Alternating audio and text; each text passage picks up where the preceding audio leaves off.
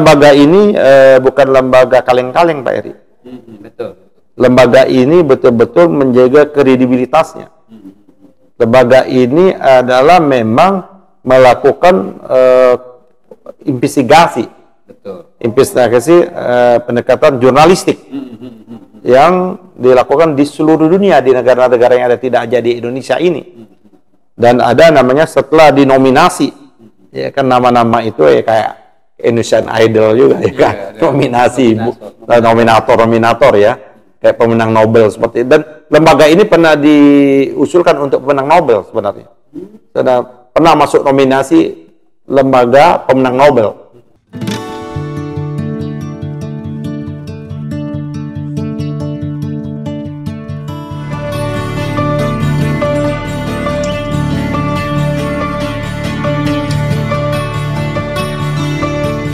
Bismillahirrahmanirrahim. Assalamualaikum warahmatullahi wabarakatuh. Bisa masuk di TV dan Ahmad Teddy Channel dimanapun berada, dari Sabang sampai Merauke, teman-teman kita para diaspora seluruh dunia.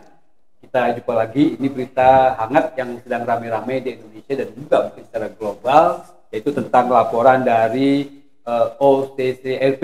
Seperti kita ketahui, OCCRP ini ya singkatan dari The Organized Crime and Corruption Reporting Project. Jadi memang proyek yang nominasi beberapa tokoh internasional yang akan dijadikan juara siapa tokoh yang paling korup di seluruh dunia. Dan ternyata seperti kita ketahui, Presiden Indonesia periode yang lalu Joko Widodo masuk sebagai finalis dan menyandang sebagai nomor 2. Ya, jadi betul-betul running up dong. Runner up yang runner up bukan running ya, runner up di antara 5 ya besar, ya, 5 besar. Artinya finalis 5 besar ini luar biasa. Tapi masalahnya yang kita akan bahas sekarang ini, katanya berita ini sudah di-delete ya. Nah, yang akan kita ketengahkan ini adalah berita tentang hasil verifikasi Tempo.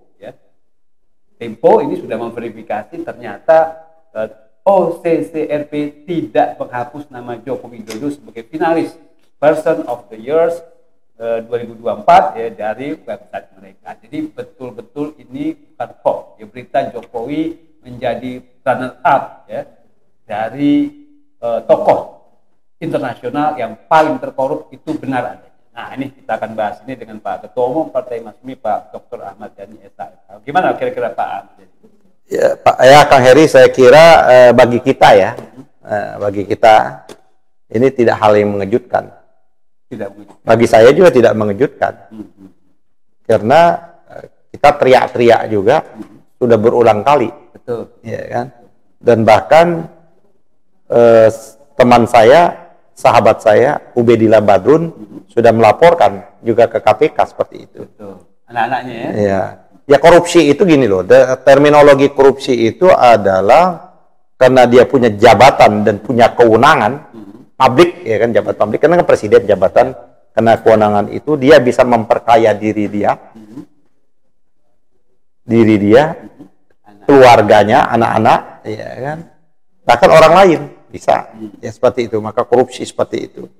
Nah, pertanyaannya, apa iya tidak, iya kan, Jokowi, baik dalam betul-betul tadi yang kategori yang saya sebutkan apa yang dimaksud dengan korupsi, atau dugaan gratifikasi, ya kan, ya kan masuk korupsi, kan banyak sekali proyek-proyeknya seperti itu.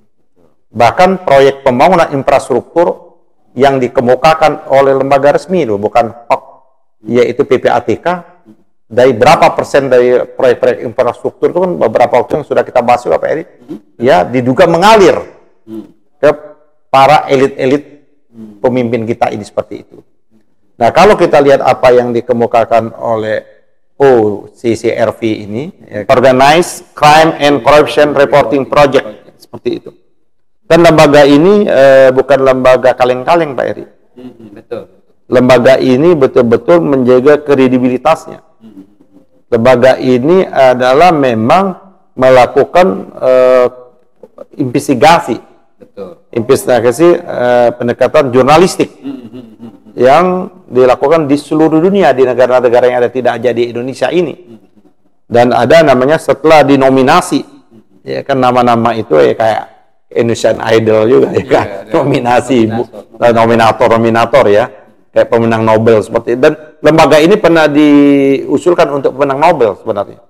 Sudah pernah masuk nominasi lembaga pemenang Nobel. Artinya tidak main-main nih lembaga ini. Dan bekerja dengan tujuan baik. Dan bertujuan dengan baik karena korupsi ini menjadi musuh bersama.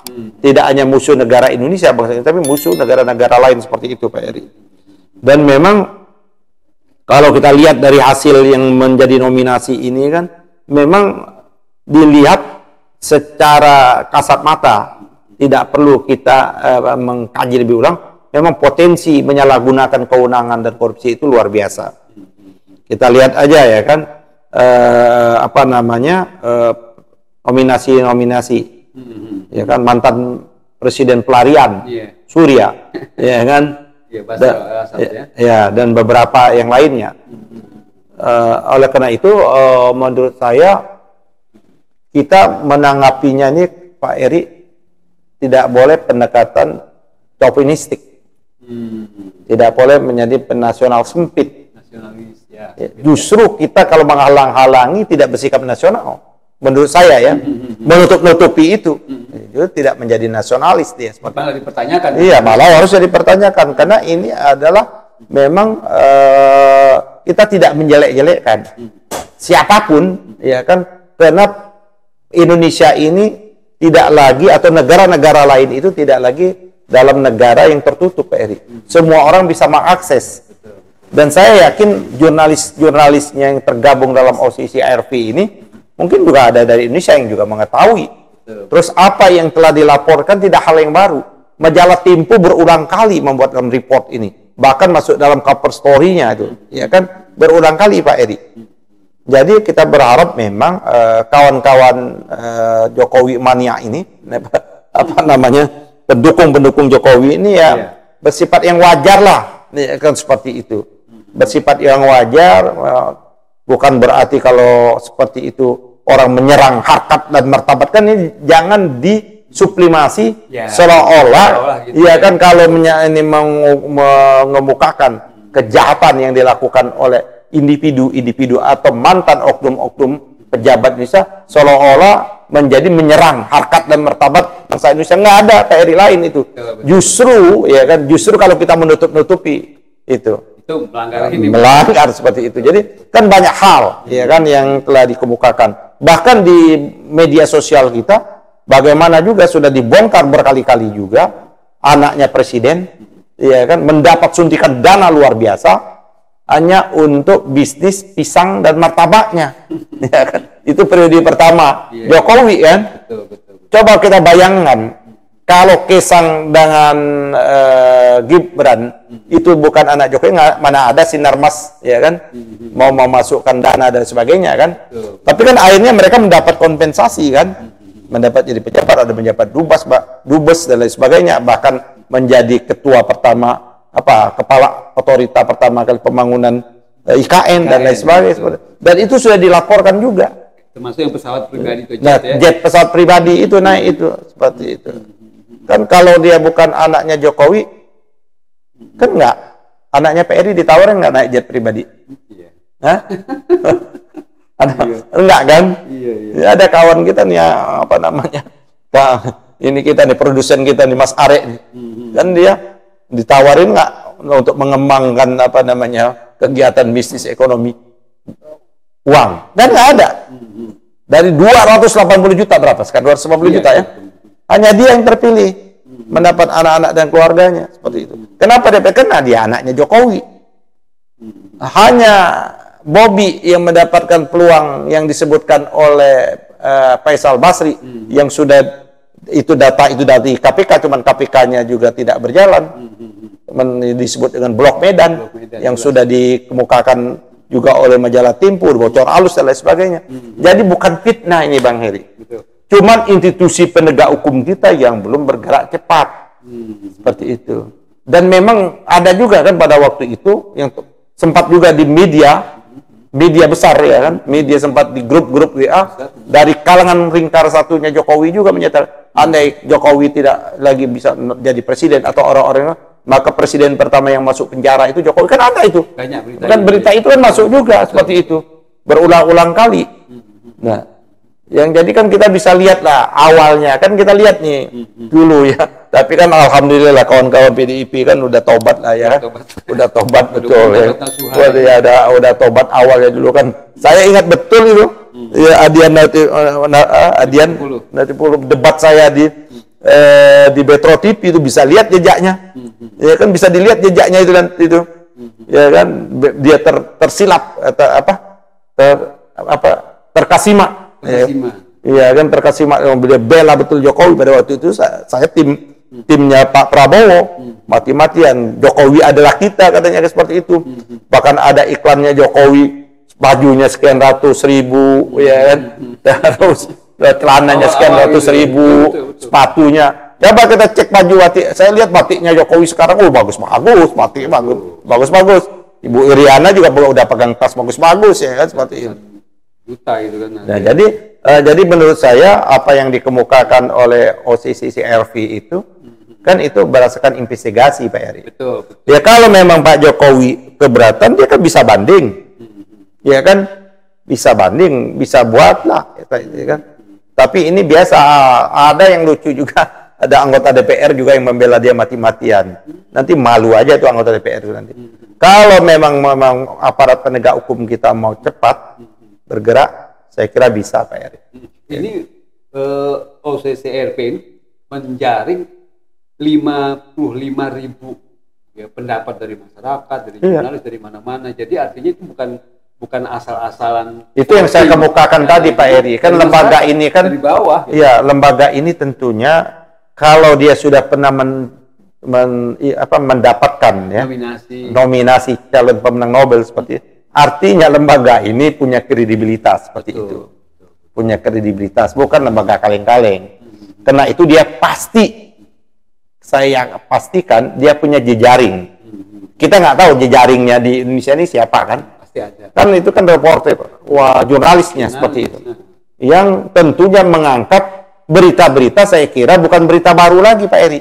Jadi apa yang diangkat oleh OCCRV ini, ya kan bukan berita yang sudah menjadi bahan omongan, yang sudah jadi bahan perbincangan, yang sudah menjadi bahan diskusi, baik di media mainstream maupun media non-mainstream, baik di grup-grup WA dan lain sebagainya. Banyak sekarang yang sudah dibuat kan, bagaimana dugaan-dugaan korupsi dan lain sebagainya, gitu. Artinya kita berharap sekali bahwa harusnya KPK dan aparat penegak hukum bergerak cepat seperti itu. Karena tidak ada pasal di Undang-Undang Dasar kita itu memberikan hak imunitas kepada mantan presiden atau pejabat-pejabat negara yang diduga korupsi tidak boleh dituntut. Nggak ada Pak Eri. Pak Harto itu kan kenapa dia dideponoring kena kesehatan Pak Eri pada waktu itu. Walaupun kita tahu jasanya Pak Harto kan luar biasa ya kan. Tapi dia dibawa ke pengadilan. Artinya sudah ada konvensi juga. Presiden dibawa ke pengadilan. Pak Harto itu kan sempat disidangkan. Ya kan di Kementerian Pertanian. Ya kan di Pertanian pada waktu itu. Cuman tidak bisa dilanjutkan persidangan karena Pak Harto sakit. Memang sakit nggak boleh Pak Eri. Nah ini kan kalau lihat Pak Jokowi kan segar nih. Maka mau belusukan ada. Mau belusukan terus dia lupa bahwa posisinya bukan lagi di presiden kan. Betul. Artinya kalau gini KPK harus proaktif langsung mengantisipasi atau mungkin juga yang lain-lain. Dan tidak boleh ada orang aparat penegak hukum menghalang-halangi. Kalau dia menghalang-halangi kena pasal obstruction of justice. Tapi setelah dia masuk dalam tahap yang namanya penuntutan dan sebagainya, presiden bisa atau jaksa agung bisa mengeluarkan namanya opportunity, sikap menyampingkan opportunitas perkara demi kepentingan bisa. Tapi bawa dulu dong mekanisme seperti itu. Ya, ada boleh. Dengan pertimbangan-pertimbangan itu ada di ranahnya presiden. Tapi mungkin nggak tuh Jokowi ukurannya kayak gitu kayaknya. Kalau saya seharusnya harus dilakukan Pak Eri. supaya menjadi presiden lah ya, menjadi semacam konvensi kita bernegara. Jadi jurisprudensi. Jadi nggak boleh pejabat itu, mulai pejabat tertinggi presiden itu berlaku semau gue, semau. Jadi dia bisa dituntut baik dalam masa jabatannya, ya kan, maupun pasca masa jabatannya. Nah, memang ada di Undang-Undang Dasar kita melakukan tindakan pengkhianatan terhadap ideologi, ya kan, korupsi dan lain sebagainya, ya kan, di-impeach. Itu proses politiknya, bukan berarti proses pidananya berhenti, nggak ada seperti itu, tidak. Jadi bisa saja dituntut, dan banyak kan contoh-contoh, tidak hanya di ini. Kalau saya baca yang 55.000 pengajuannya terhadap nama Jokowi itu, jadi dan itu di Indonesia kan berarti kan dia sudah mengambil istilahnya data sumber, ya kan, di 55.000 data dan orang kan seperti itu, ya kan. Nah, maksud saya kalau misalnya seperti itu kan OCCRP, Pak Heri jangan-jangan diwawancarai juga nggak? Nah, OCCRP itu bisa jadi istilahnya semacam saksi. Kalau misalnya KPK, harusnya, kalau KPK proaktif. Tapi sebenarnya tidak jauh-jauh, ngapain memanggil? Oh, nggak usah ya. Di sini banyak Tempo, udah ada lengkap sekali. Tempo itu udah masuk cover story-nya berkali-kali. Seperti itu. Bahkan putusan pengadilan. Oke lah, belum ke Jokowi, Bobby dulu deh. Kan sudah disebut putusannya, kasusnya Bupati Maluku Utara. Disebut sama Bobby itu jelas. Justru namanya Bobby disebut jelas dalam putusan itu. Pada kasusnya Asto, kita bukan membela Asto ya. Kita tidak membela. Tidak disebutkan sama sekali seperti itu. Kenapa Asto ditetapkan tersangka? Kenapa Bobby tidak ditetapkan tersangka? Seperti itu. Kenapa kasusnya pada waktu lapornya Ubed belum juga direspon ya, seperti itu. Kasusnya juga yang disebut dilaporkan kasusnya jet pribadi. Alasannya adalah bahwa Kaisang bukan pejabat negara. Iya, Kaisangnya bukan, tapi bapaknya Presiden Republik Indonesia. Nah, bahkan kalau sekarang kakaknya Wapres Republik Indonesia gimana? Wajib lah ya. Iya, nah, itulah namanya KKN, kolusi. Oke, menarik ini. Jadi soal laporan OCCRP ini harusnya gitu ya, harusnya kita menerima ini ya dengan betul-betul lapang dada, dan kita ya tetap aja boleh saja pembelanya Pak Jokowi, boleh saja, tapi belalah yang secara profesional seperti itu. Jangan membuta dan jangan mensumplemasi seolah-olah ini akan meruntuhkan kewibawaan, harkat dan martabat rakyat Indonesia dan pemerintah dan negara Indonesia. Ya kan, orang di tiap hari diomongin di dalam negeri ini. Ya, hanya nggak bagaimana menyadarkan pendukung-pendukung Jokowi yang masih kayaknya. Ya, atau mendapat bagian juga. Kita kan nggak ngerti, ya kan? Itu bisa kena juga sebenarnya. Iya dong. Ya, oke, menarik Pak Ketua Umum Partai Masyumi, Pak Ahmad Yani sudah tadi menguraikan panjang lebar soal laporan OCCRP ini, bahwa Jokowi ini termasuk tokoh yang masuk terkorup ya, di dunia, nomor 2, runner up di bawah Bashar al-Assad. Luar biasa. Artinya ini bukan main-main, dan ternyata setelah Tempo menginvestigasi, yang melakukan verifikasi, itu websitenya sama sekali tidak dihapus. Tapi ada usaha Pak Heri, saya lihat di media sosial ya, saya nggak tahu benar atau salah, ada gerakan itu juga untuk bagaimana menggerakkan seluruh buzzer, influencer untuk menutupi berita ini, untuk menandingi. Itu ya? Iya, itu. Oh, itu betul itu. Oh, iya. Investigasi Tempo. Oh, itu. Ternyata itu masih yang websitenya OCCRP masih jalan, hanya ininya aja. Oh, mungkin itu nggak mereka nggak berhasil, tapi mencoba untuk mencari berita, menutupi dengan berita yang lain. Betul. Jadi ini ada berita. Ini lagi bergerak ini. Betul. Influencer lagi bergerak ini. Melawan. Jadi akan berita supaya berita ini tertinggal kan? Itu lagi bergerak kayaknya Pak Heri. Betul. Kita percaya sama Tempo ini dengan misalnya bocor halus atau apa segala dia yakin, saya kira itu benar gitu kan. Ya. Termasuk kan kalau di kita ini kan Tempo, Kompas kan masih menjaga kredibilitas. Walaupun masih ada juga bias-biasnya. Kan tidak mutlak juga mereka 100%. Ada juga bias-bias mereka. Saya tadi malam itu ditelepon lah oleh beberapa jurnalis itu. ya mungkin dimuat juga, ya kan? Soal ini, soal Ya, soal Oke, menarik. Terima kasih Pak Ketum. Jadi pemirsa Mansumi TV kita akhiri bincang-bincang kita ini, tapi ini Pak Heri, sebelum akhiri, kita Mansumi mendukung keras. Itu dia, gitu ya. Kita mendukung keras betul untuk menuntaskan dan meminta kepada para penegak hukum untuk mengusut tuntas kasus-kasus korupsi yang dilakukan baik oleh pejabat-pejabat negara maupun mantan pejabat negara termasuk Presiden Jokowi maupun oleh pihak-pihak yang lain, kasus-kasus besar.